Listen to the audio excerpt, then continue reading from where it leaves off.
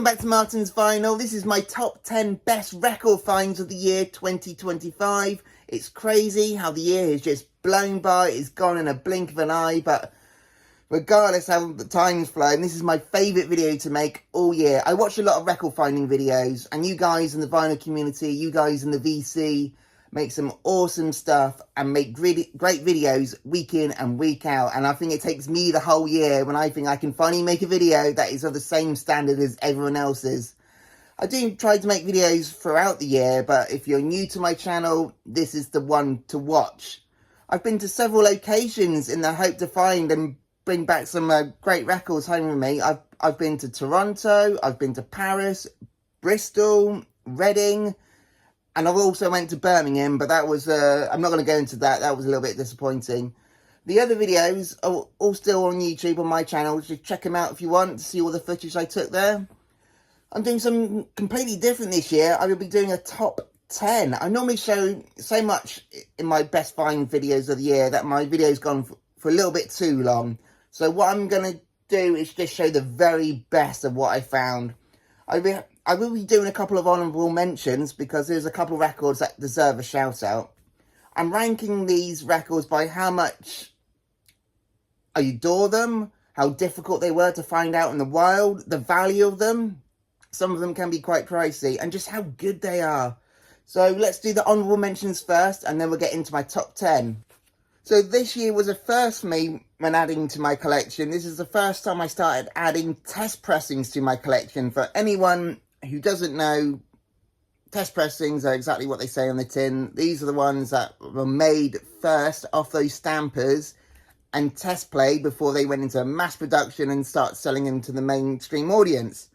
So for record collectors, we all love a good promo, but it's the test pressings that were the first ones off the stampers, which we believe are the best sounding records. So very high for record collectors. And I managed to find a couple this year. The ones I did find was the Fuzz Tones from 1985. Let me take out the sleeve so you can see that awesome artwork. Now, this was already in my collection. I love a great album, Garage Rock from New York, their debut. These guys really rock.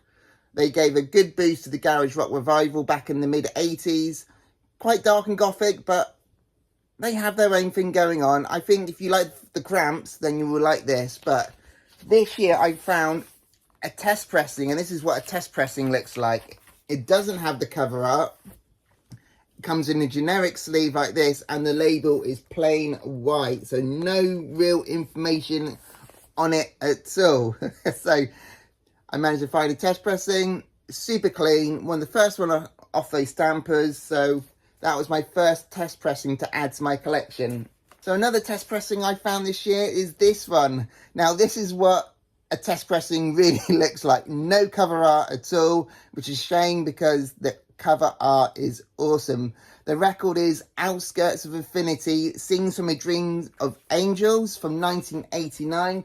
This is the record. There you go, another white label, and it's just written on there in red pen, Outskirts of Infinity, Sings from the Dreams of Angels.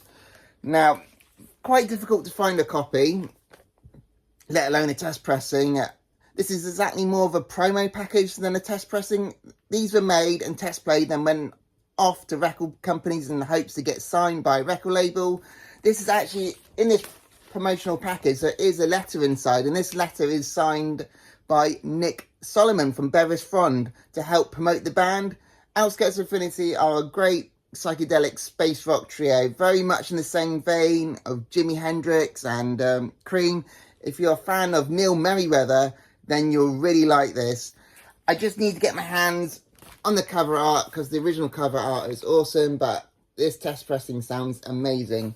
Another test pressing that I found is Dire Straits Communique. I know it's Dire Straits. Please don't turn it off. When it comes to the more recognised classic stuff, I want something unique about it, and this is a one-sided test pressing. So here's the record, super clean. As you can see the label there, it's a normal label you get in any standard copy, but if you flip it over, it's got a white label. Now this is a one-sided test pressing, so they only test played the one side. Look, I know Dire Straits, look, I'm putting it away. I know Dire Straits can be triggering for some people, but it's away now, you won't see it again. Yes, first time adding test pressings to my collection, but it won't be the last. I want more. So another thing I started doing this year, I started making obscure record find videos. As much as I enjoy finding records, the main reason I do it is to discover new music and then recommending some hidden gems that you might not know about. These records went completely unnoticed to the mainstream audience, so don't forget to like and subscribe because I want to make future videos about all the obscure stuff that I'm finding. When it comes to the obscure stuff, I listen to it about 90% of my personal time. 90% of it is listening to obscure stuff. I do this thing where I listen to a new album every day.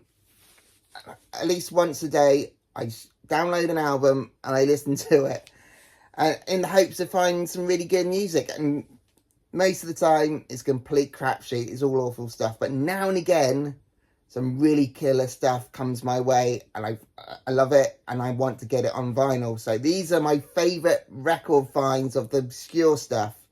These other videos are still available if you want to watch them, but these ones are the favourite ones that I found this year. So I'm going to quickly fly through the obscure records because I don't want to make this video too long. I've got Floating Bridge from 1969, really good blues rock from the late 60s. This is the first UK press on the Blue Liberty label. This is actually a BBC radio copy. It's got all the stickers on the back. The record is super clean. Floating Bridge, if you've never heard of them, this is their only album, their debut album. It's the only album they ever released. They do a fantastic cover of one of the Beatles songs on here, and if you're a fan of the Allman Brothers, then you should really check this out. Main Horse from 1971. This is another first UK press on the Polydor label. It's also another BBC radio copy. It is super minty.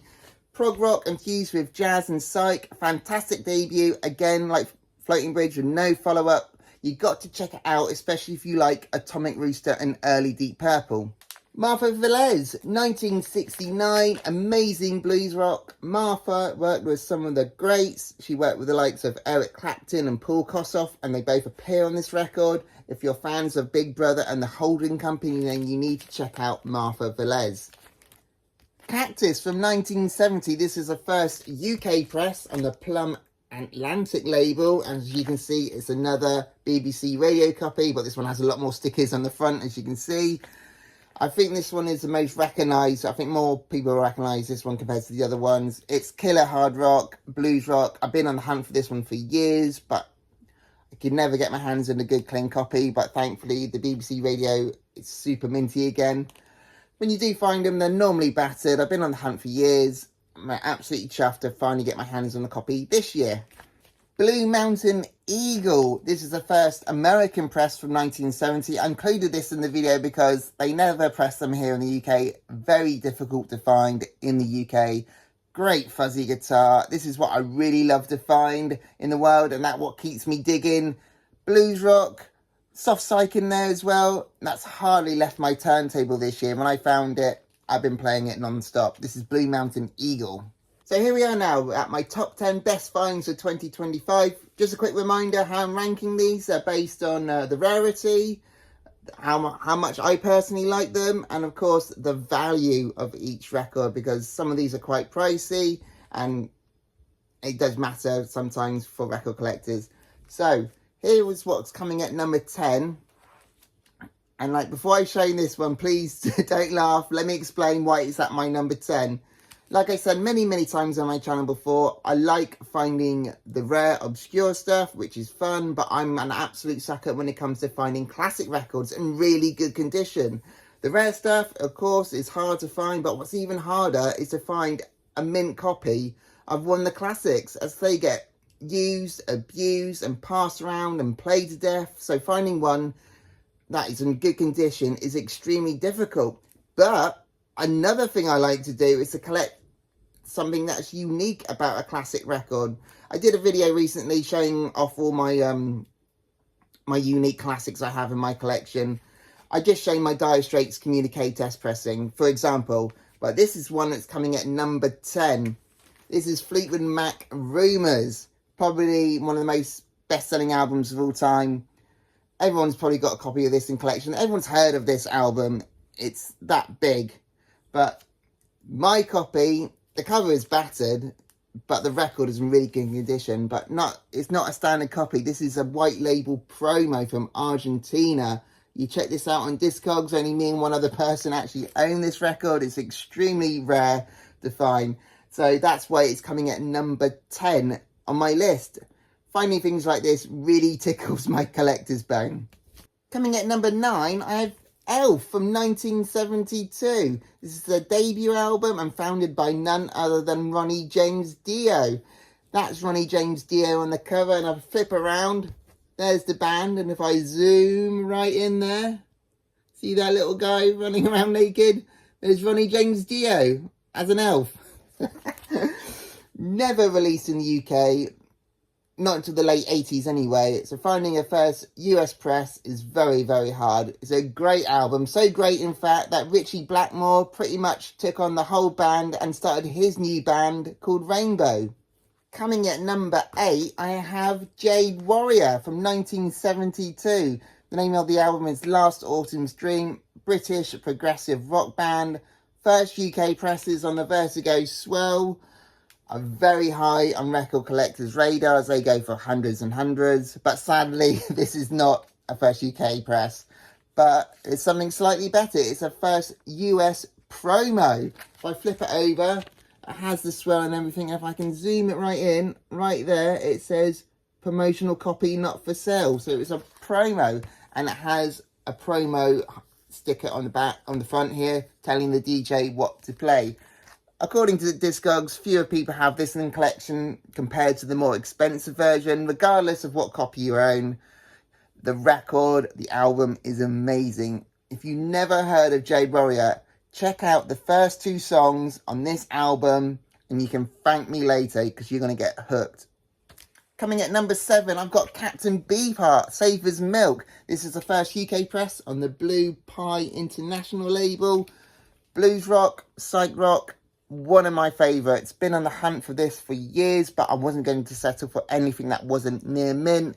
Such an incredible, essential record for any collection, way ahead of its time, and I'm so chuffed to bits to finally add this to my collection this year. Alright, the next one is my newest addition to the collection, and it's coming in at number 6. I have Budgie, Squawk from 1972. I'm such a big fan of Budgie. This is their second LP, packed with killer tunes and ranks as one of the greatest hard rock album of the 70s. This is the first UK press on the MCA Blue Hexagon label. With Budgie, you know what you're going to get. Excellent album from a very underrated band that deserved a lot more recognition. I love everything about Budgie. I just hate the name. Budgie. Coming at number 5, I got Daniel Johnston from 1988. The name of the album is Hi, How Are You? This album actually came out in 1983, but the only way you can get your hands on a physical copy is if you went to Daniel and asked him to record you a copy on cassette. This was the first time it was pressed on vinyl in 1988. A real personal favourite of mine. I did a video a while back about my favourite records in my collection, and this one was in there. Check it out to see why it's such a personal connection to me. This album is not for everyone. Very quirky, very weird. In all honesty, it's pretty terrible and a very hard listen. But at the same time, it's brilliant and honest and creative and heartfelt and innocent and fun. You go through all the emotions on this one. There is a documentary called The Devil and Daniel Johnston. I think you can still see it here on YouTube.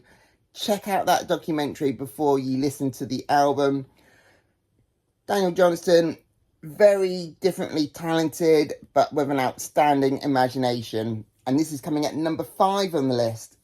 Okay, coming at number 4, I've got The Zombies, Odyssey and Oracle from 1968.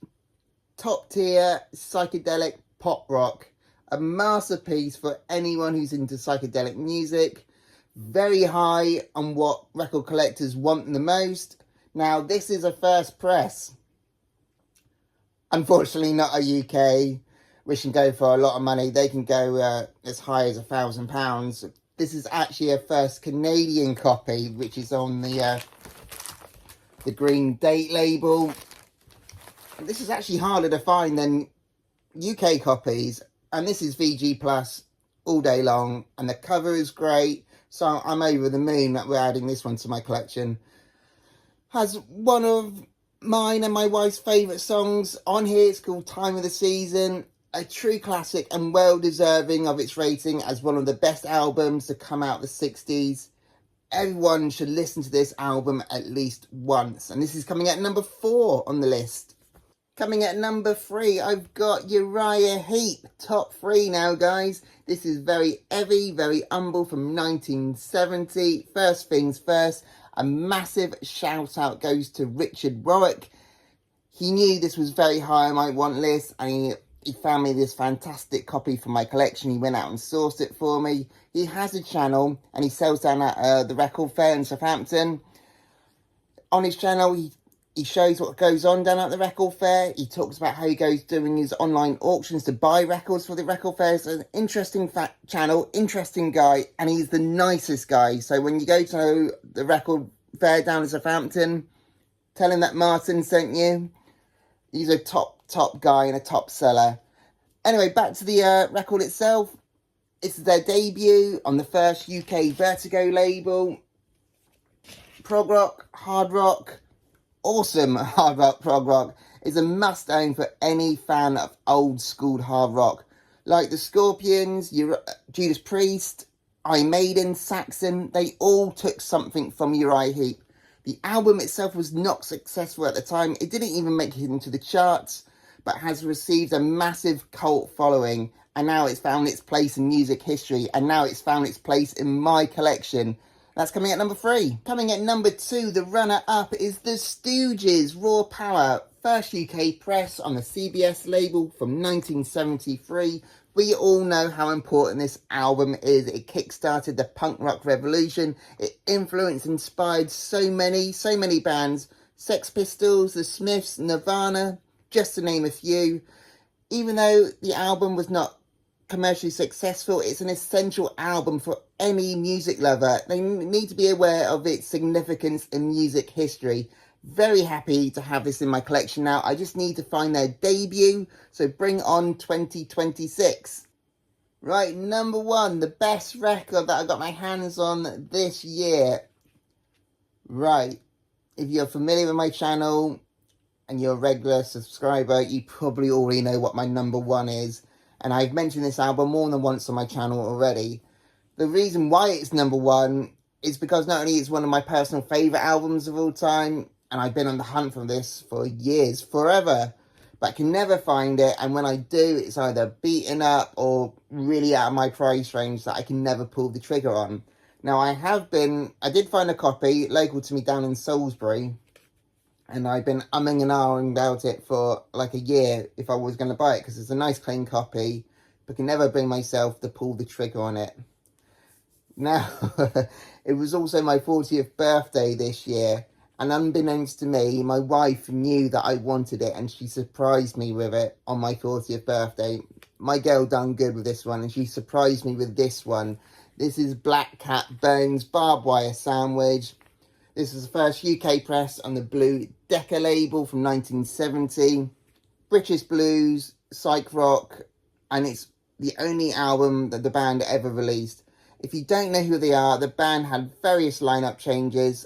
Some went on to join the likes of Leafhound, and early members included Paul Kossoff and Simon Kirke, who both went on to join the band Free, while later guitarist Rob Price, he's the guitarist on this one, he went on to join Foghat. Some really incredible talent was in this band. It's a masterclass of raw British heavy electric blues rock. It's one of the best. Shame it's so unwell known, but I'm afraid quality doesn't match with popularity. A fantastic album that is not really known to the masses, but it is one of my favourite. I'm so grateful for my wife to finding, well, she didn't find I found it, but she went out unbeknownst to me and got this for me. So that's why it's coming in at number 1. It's rare, it's expensive, and I have a personal connection to it because my wife gifted it to me for my 40th birthday. So that's why it's coming at number 1. That's it. Those are my top 10 records of 2025. As you can see, I had a fantastic year. So bring on 2026. This is the time of year now that I take a break throughout December, but I'll be coming back in the new year with a vinyl tag of 2026.